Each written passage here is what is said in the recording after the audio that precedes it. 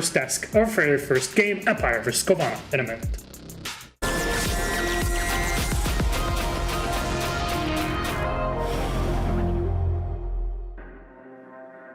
And welcome back, ladies and gentlemen. So fast. Team Empire versus COWANA Gaming is up first. And oh boy, is there, as usual, a lot to deconstruct in game number one. Jess and Ace join me on the analyst desk for our very first match as Hap is back. And, you know, use that information as you will. Currently, Empire versus COWANA, man. No Hap, please. I need that to work. He's in our area right now trying to disrupt. But let's talk about Empire first and their roster, because they haven't really been super comfortable with the stage so far in the start of this season, whereas COWANA are not too shabby. A lot to prove today for Empire. Oh, it's been really unfortunate. They're the only team to really have no wins, proper wins. I mean, they got that overtime point, that 1 point to their name, but other than that, they've got nothing else to show. Look at the rest of the players. In fact, Dan, unfortunately, is the second lowest rated player in all of EWL currently, behind one of the lowest rated players on Train Hard. So I think Team Empire, they've had a massive slip. They're not the big Russian machine we once know them to be. So unfortunately, that win rate is going to label itself as 0%. It's all down in, well, I think that should be red. They're going to nicely put it in the yellow there to follow the color scheme, but that is down in the red, and they're down in the dumps, Team Empire, unfortunately. So for me, there is going to have to be a meteoric change here, because they just can't put the wins on the board. It's a shame. It's I think the only way to say it, very bad for Team Empire right now. Really, they have to step up, and today might just be that opportunity. Who knows? You need to start to gather up steam ASAP. Though their opponents, COWANA Ace, man, they really smashed through Train Hard, but they still haven't proved to us exactly what they're here to show, because we can't really take that win at just pure face value.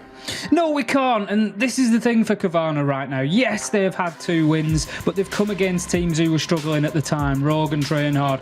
Is that going to be Empire again today? There is a strong argument. You know, you say the name Empire, you think it shouldn't be, but Empire are struggling right now. Let's not make bones about it. There's no 2 ways to describe it. So COWANA could well take advantage of that situation again. I think, as I touched on earlier, the one thing that they need to be really careful of today is that they don't come away thinking that necessarily Train Hard was a perfect performance, because there were mistakes on the other side of the table there. What they need to do is take the positivity of such a solid win, what it obviously did for their mental confidence, Sloth having a good game, which has been long overdue for him, and they need to take that energy and bring it into today against Empire. We can see great bookends there for first and fourth match. They need to forget about that bit in the middle with Navi and G2, and they just need to focus on what's ahead of them, and I think they probably will do. And COWANA, Sloth, Grizzly, they had a great outing against Train Hard. If that comes along again, Empire are going to struggle to stop them. And beating Rogue, I think, given how Rogue's performance has been over the past couple playdays, that might just be a pretty decent boost for COWANA in the ratings as the stage continues. So here it is. I mean, you lose against 2 of the top teams in the region. Not too shabby. G2 and Navi, but we'll see how they can do it today against Empire. Our head-to-head, you guys picked 1 player out of each one of these 2 teams. I am quite curious what roles we'll be comparing today. Shepard and Gorgona. So what's the telltale here, Jess?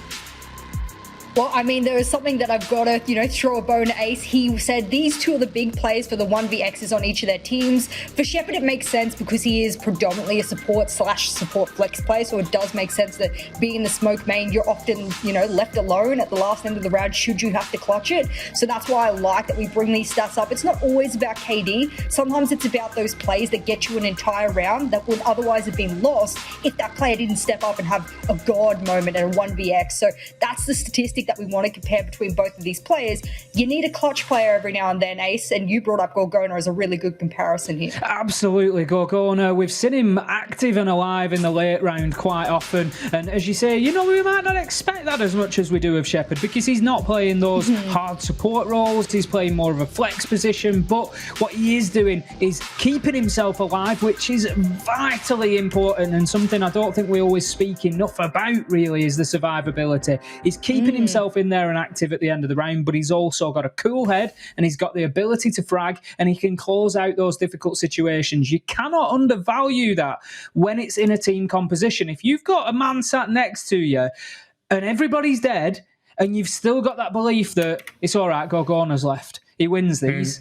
That is a huge thing to team, because what it does is it takes the shackles off a little bit during the round. They don't have to worry as much about leaving Gorgona alive or being down to 1 or 2 players left, because they've got that confidence there. And that's what both of those players are doing for their team. And there it is. Great plays from Gorgona. Great name, I gotta say.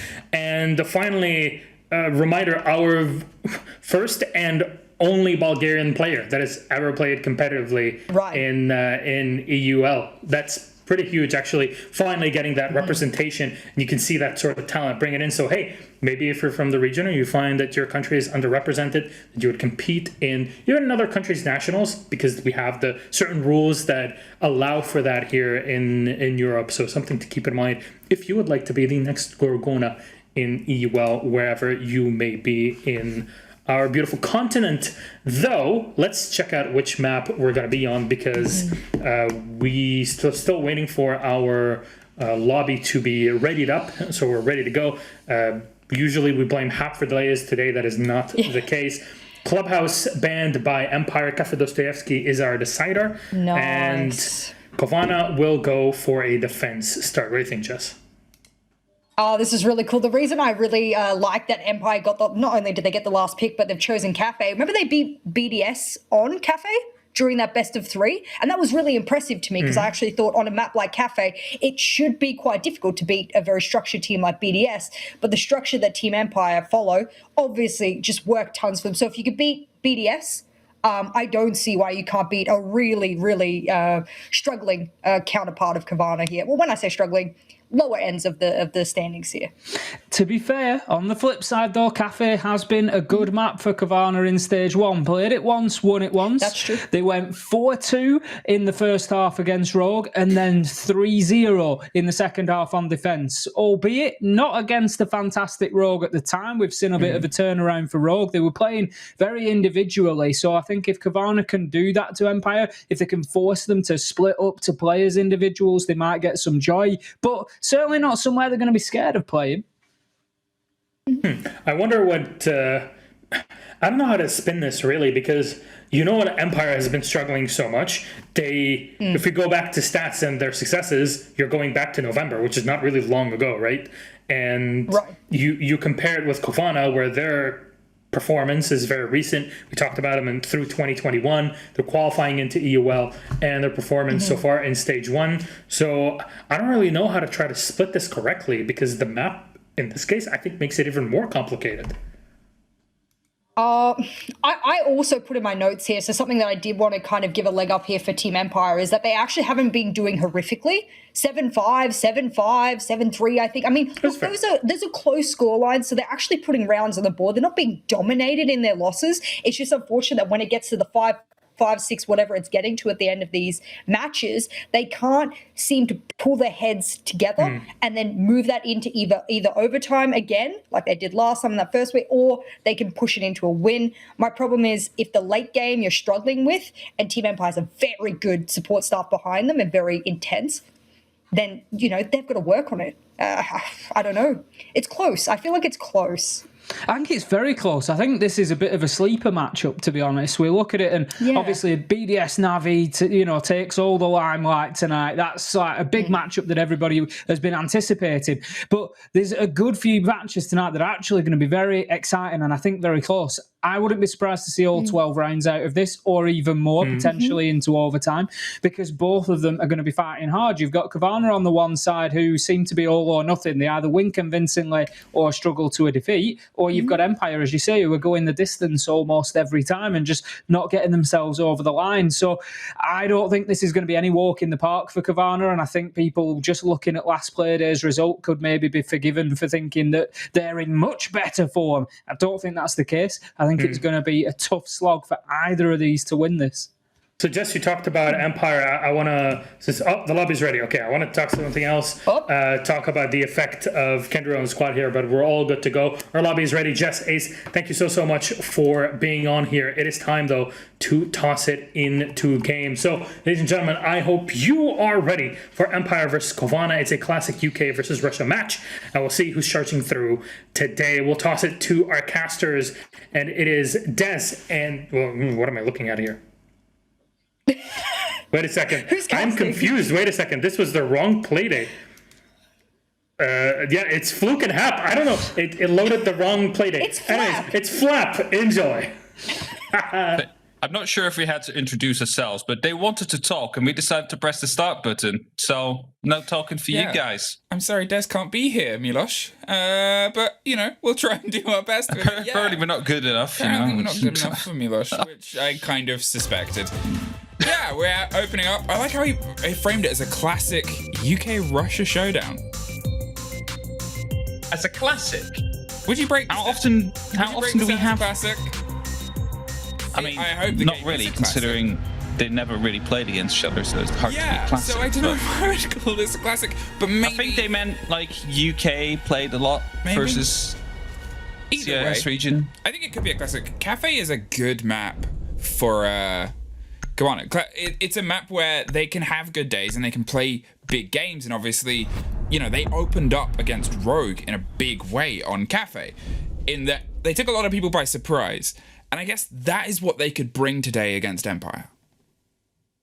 Yeah, they could indeed. Like, COWANA, if they're going to be able to bring what they usually do in terms of their Cafe performance, and if they manage to bring the fire that they were able to show during the previous game against Train Hard, I think this is going to be a really good game. We didn't see the Blitz band coming in, so there's a very good opportunity then. No. I don't think we see the Blitz, but... Apparently Gorgon has suffered that since the Playday. I saw that. They've been banning Blitz against him, so poor Gorgon. Because to be fair, understandable.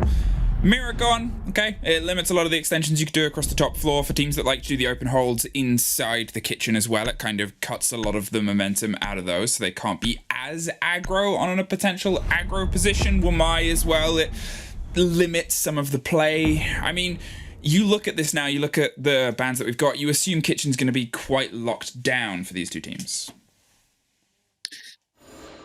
Yeah, that is going to be the thing, right? Sometimes you see these very creative takes coming down on the kitchen, which suddenly open up everything. Yeah. Often through the hatches, for example. Like, it really depends on how the attack starts to develop.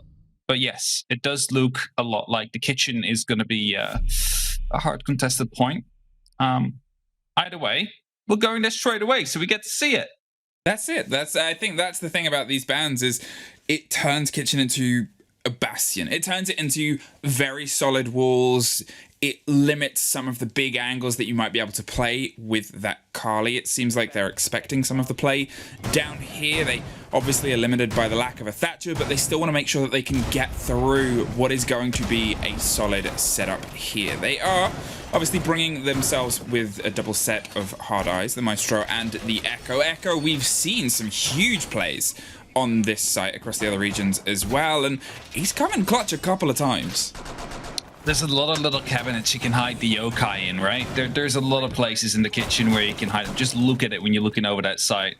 So many places you can just hide them. You can also just put them down into Kochak. And you can just wait until the plant comes down, until they start executing onto the site. And even if they bring an IQ, they're most likely not going to be able to deal with your yokais as they are inside of those cabinets, right? So they are going to be safe, relatively safe. And there is no IQ being brought. We do see the Kali. That is an operator we haven't seen for a while, I believe, in EUL.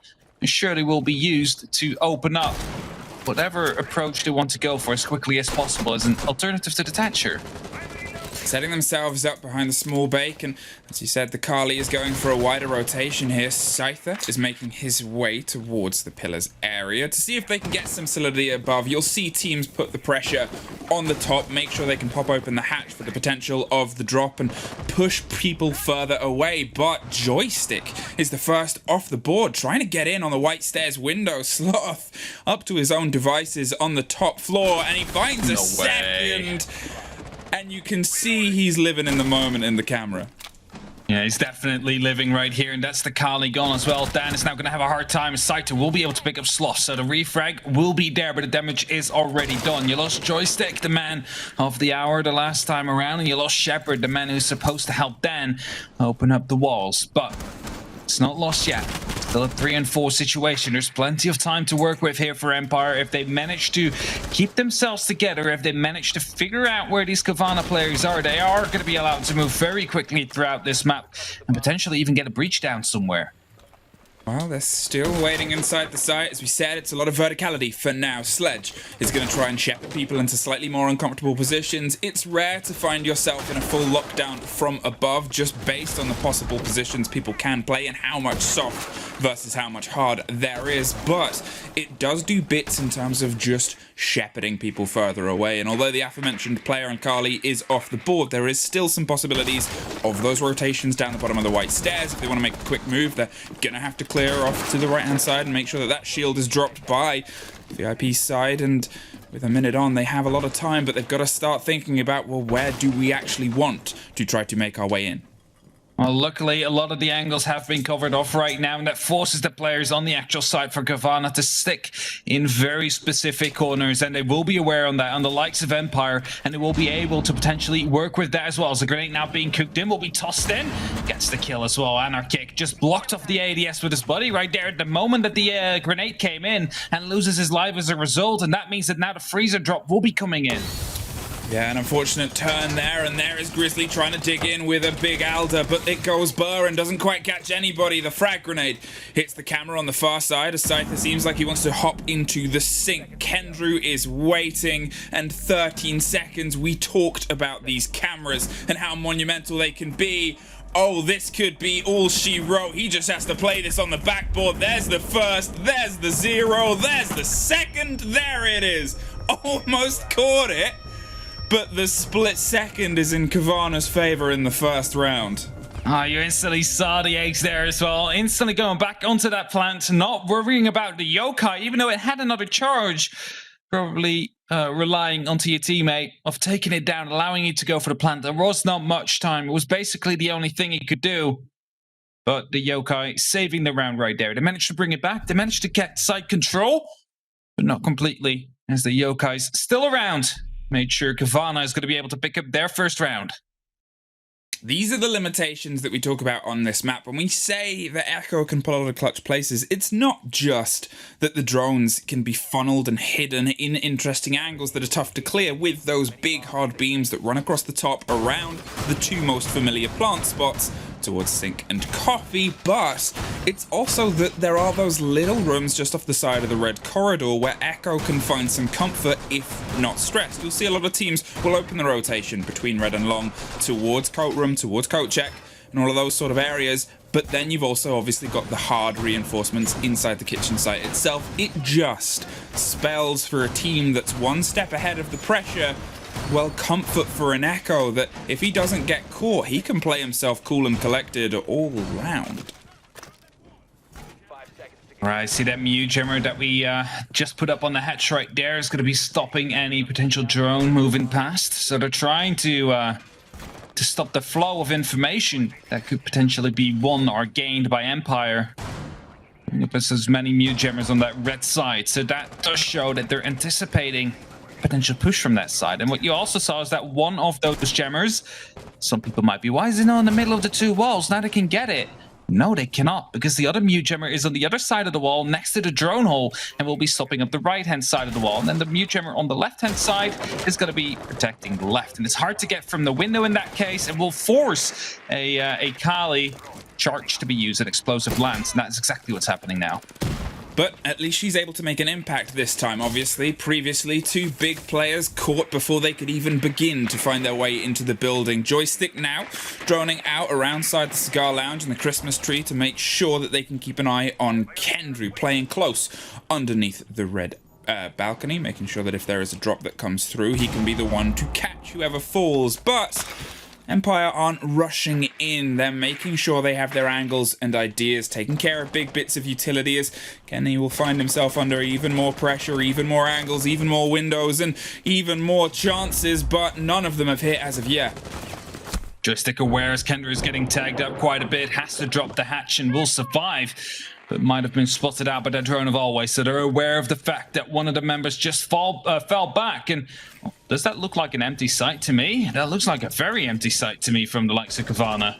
One man in the freezer, one man on the top. All right, so one just rotated back up. It was only two for a second there, but of course, no way Empire could respond in time to that. Well, that's a lot of aggro that's coming through onto Pixel. Gorgona gets his shield dropped and pulls himself back into the bathroom with a minute on Empire.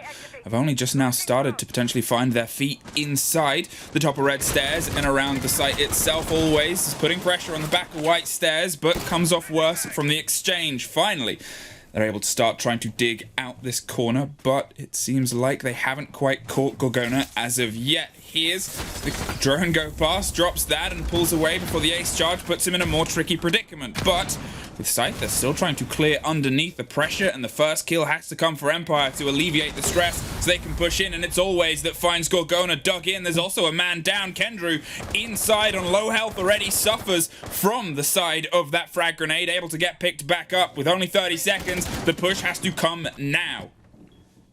Gotta be aware as well that the electric claw was actually located onto the freezer, so that is going to be safe, but they're entering the site right now in a 3-on-4 situation. Sloth still below, having the opportunity to go for a flank. A Scyther is going to be able to land the first one. Diffuser will go down soon. 45 seconds will be on the clock. Will COWANA be able to counter that?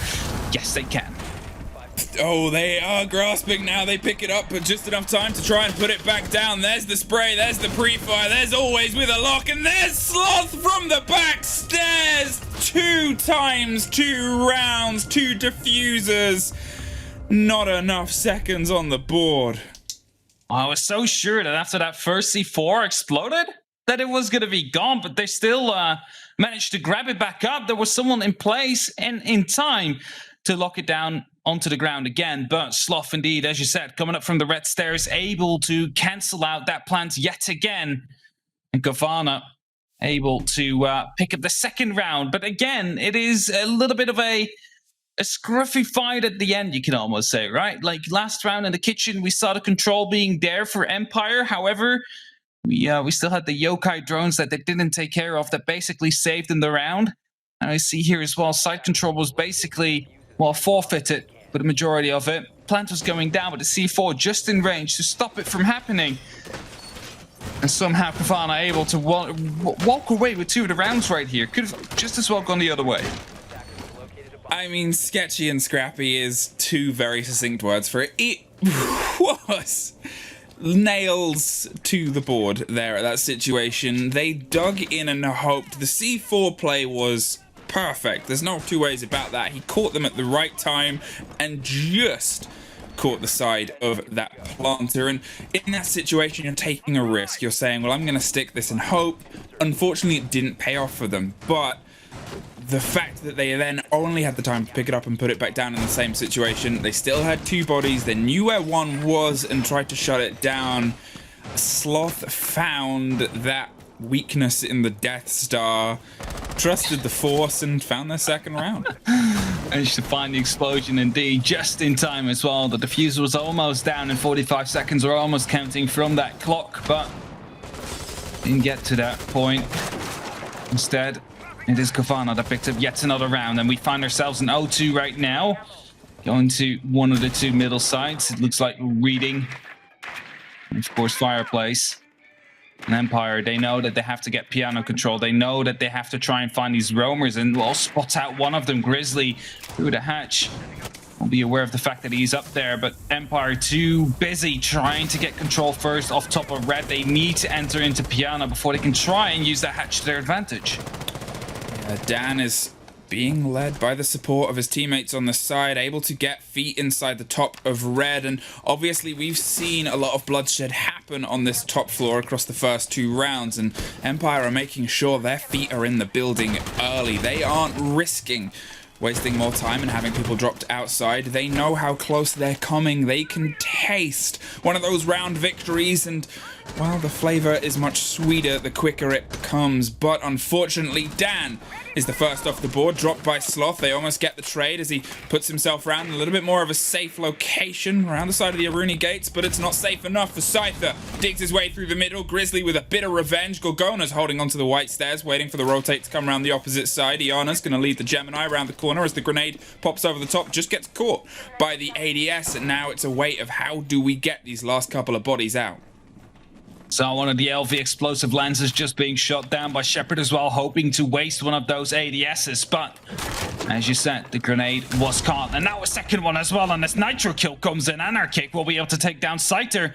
This looks like a way more comfortable round right here for COWANA. Shepard and Always still have to try and hit the site, but they're already in a 2-4 situation. The pre-fires will be, well, not landing as there's no one left anymore on that position right there from COWANA. Still a pre-play C4 by Kendrew, waiting for them to push up to that balcony, but I don't think it will be happening. 30 seconds are left. They need to hit the sides, and oh yes, of course, they do still have that sledge. They still have the opportunity to, well, make this floor go open.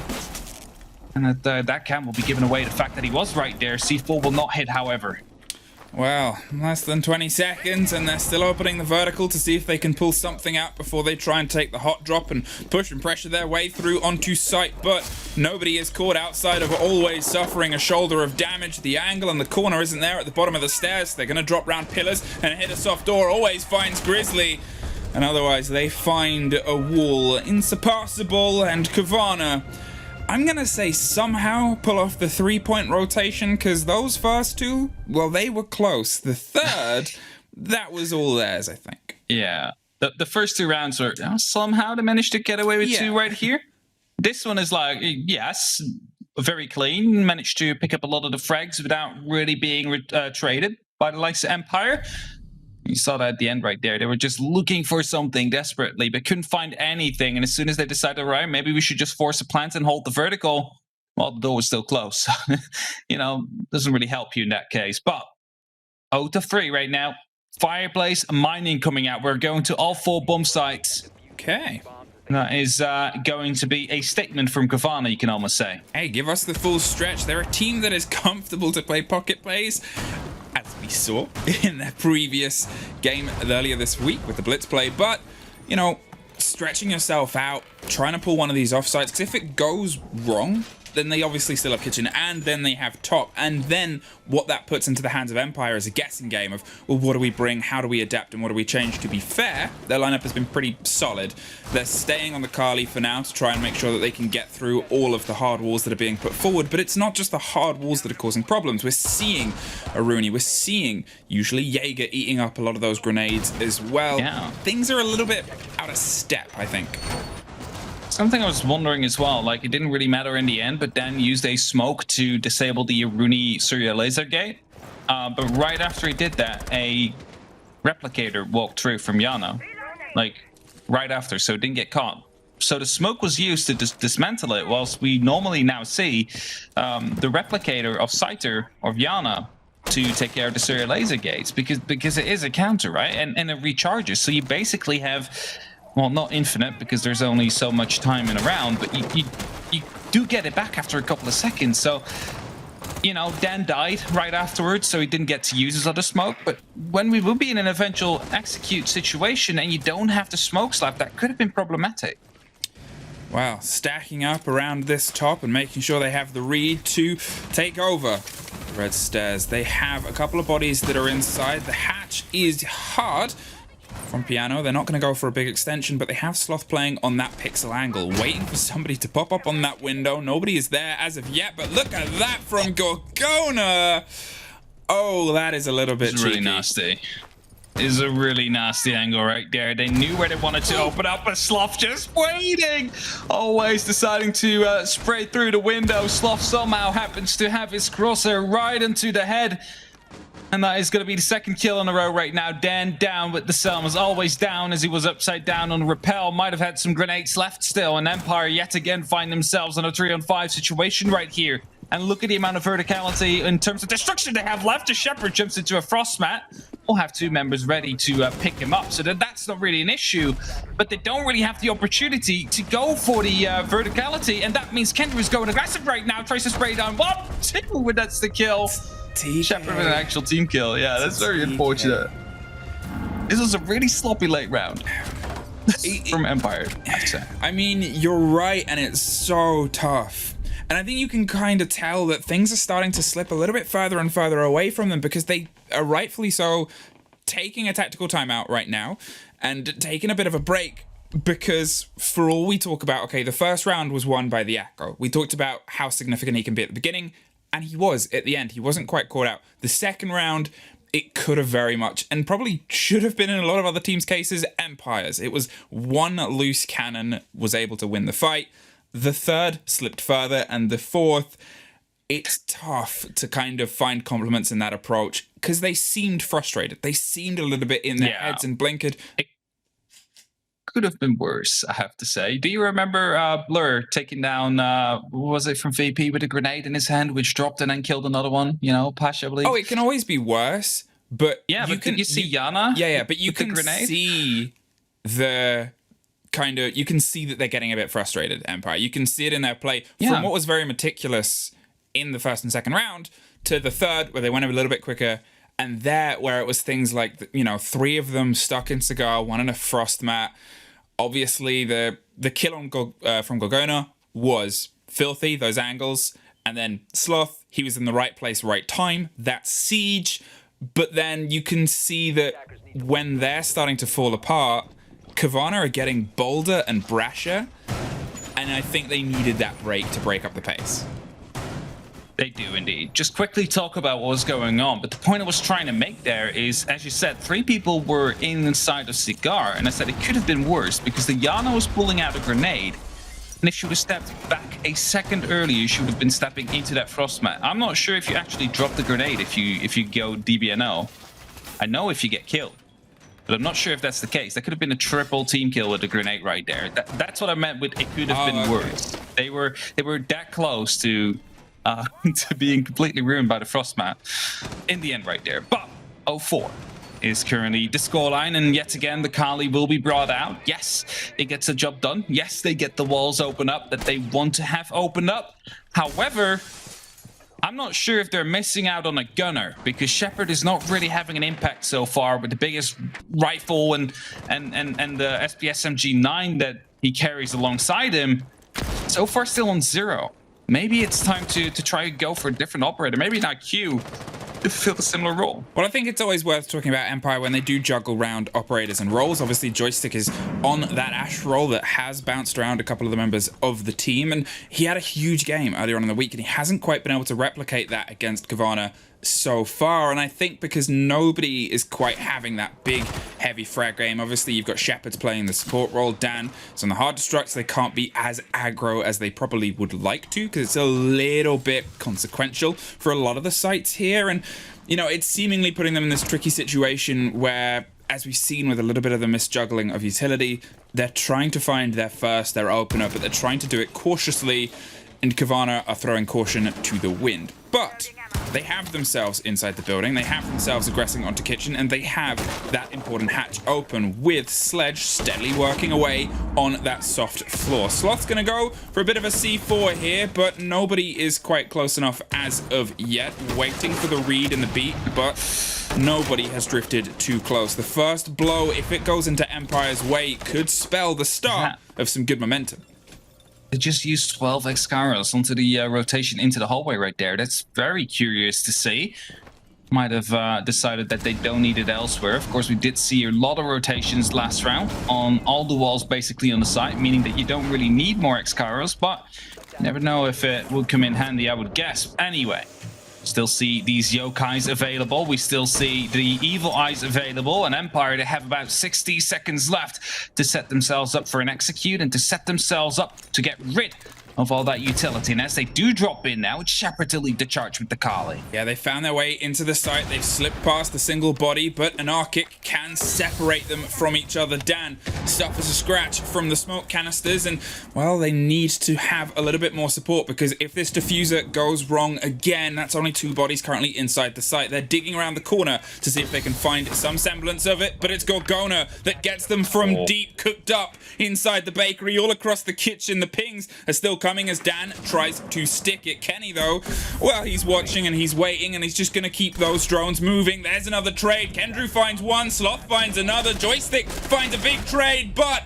it's a 2 versus 1. Oh, no, Echo. He's still on the board. He's playing with 2 drones either side, watching the Iana. Grizzly is above 2. Scyther, low health, sees a drone go by. But you assume it's a 5-0. Kendrew really played with Empire right there, just like it was his food. Just driving around with the yokais, hitting them, getting them off that plant, stunning them, driving around, making them go crazy. In the meantime, quickly goes off, gets the kill onto Scyther, who tried to challenge them, as they were aware of the fact, all right, the last time around they were actually playing in the kitchen with the Echo. If we managed to win that gunfight, we could get ourselves a plan down. But no, Kendrew wins that one.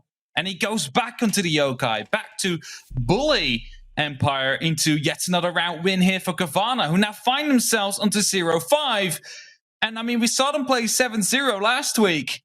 Are we going to see a repeat of that? Because, you know, so far, it's looking like Empire is slowly starting to lose grip, and especially after just having a tactical timeout. Sometimes you see a little bit of that magic working, right? You see an instant round going over towards that side. Not the case now. Will that make it worse, or will that, you know, will that tactical timeout have completely reset them like it's round 2 now? That is the big question. Which one will it be? Is this going to be like, all right, we've lost 5 in a row, or guys, we can still win this one and then reverse sweep it from here? I mean, Siege is always a tale of 2 halves.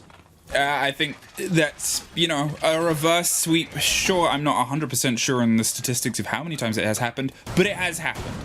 And 5-1, you know, that happens on maps, and you can try and pull yourself back. Some maps do lend themselves, and some teams lend themselves to being good defenders and good attackers. And Empire have been close. And I know I'm kind of, you know, trying to keep the fire alive for Empire fans out there, that there's still some potential to them pull themselves back into this game. Because there is, but, you know, with the mental state, with, as you said, the rehost situation and how things are kind of working in the hands of COWANA, where, okay, they're happy to get aggro, they're happy to take these firefights, but it was still Kendrew just lying in a cupboard with an echo drone playing at the end. And those are the bits where COWANA are happy to have that as their prop up. They're really playing it well. Kendrew, man of the round the last time around, managed to also the beautiful shot of Gorgona. I think we also have to mention that one all the way from the bakery. Oh, he's hit some screamers onto the Kali. What do you say? He's hit some screamers today. Oh, he definitely did, yes. But that's a very costly pick right there. Kendrew straight off. This time not playing the Echo, but the Mute still, though. Some of the utility will be lost in terms of a C4, potentially. Yeah, first body off the board, and it's the favor of Empire. But can they capitalize upon it? Obviously, they've scratched close to getting some rounds under their belt. Sloth, well, he's playing a heck of a dangerous game and has decided that the glass in his face is going to be more than enough of a reason to rotate back out to the dining room and see if he can keep himself alive. They're aware they're at the man disadvantage, and they're aware they've been able to clutch those rounds out before. He's keeping himself moving, keeping himself grooving, and that frag grenade's going to, well, hurt Anarchic, but he's still able to keep himself standing. Gorgona suffers 2, though. They are biting back, but Empire... oh, they lost Joystick from the window from before. It's such an unlucky angle right there. Joystick will go down, and yet again we see a couple of members being locked up inside the cigar. And look at that, Grizzly still has a nitro available to him, and potentially there is also Black Eyes located up there, so that C4 could come in huge, but it doesn't. Actually not going to be able to find anybody. In the meantime, I believe it was Anarchic being taken down. Leaves us in a 4v3 situation in favor of Empire for once.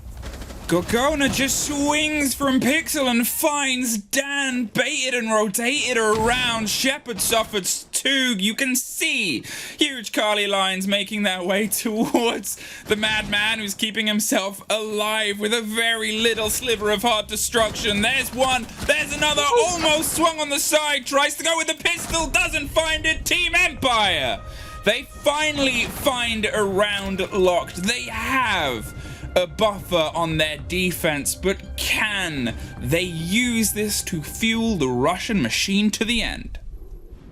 All right, is there going to be another 7-0 for COWANA? Luckily, Empire is going to be able to put at least one on the board, and I have to say it, Cafe is a pretty defense-sided map, at least historically speaking, right? So a 4-2 is normally what we would expect to come down in favor of the defenders. So 5-1 is just a little bit harder, right? A little bit. And Empire, if they manage to get in a groove now, if they manage to continue to sway the momentum that they might have broken now from COWANA, that they have the opportunity to build up themselves, we might see that reverse sweep happen. It's a low probability that we will see 6 straight rounds in a row right now from Empire, but it's definitely possible, and I want to see it happen. I want Empire to just strike back right now and come in and take the straight points, remove themselves from that bottom spot in the table. Empire, it's time to structure yourself around the possibility of the defense of this map. We know that you can do it, and we know that you've been close, but COWANA, even though they've just suffered the loss on the turn of the half, which is usually the, if you're going to take one, not that anybody wants to, take the one on the turn of the half, so you can carry the momentum into your side. However, they're a team that has frequently built themselves up around just applying pace, applying pressure, and applying themselves to the problems and the sites that are put before them. Are you going to become another potential statistic, or are you going to knock them off their mantle? And we're aware of a potential spawn peak to happen, watching the windows, even firing some rounds through it. Finding anything as Sloth taking care of potential cam spot. Don't think it was a default cam. Shooting the roof a little bit. But anyway, this joystick, of course, bringing the evil eyes, some pieces of utility that will have to be removed if you want to go for a plant somewhere in bar.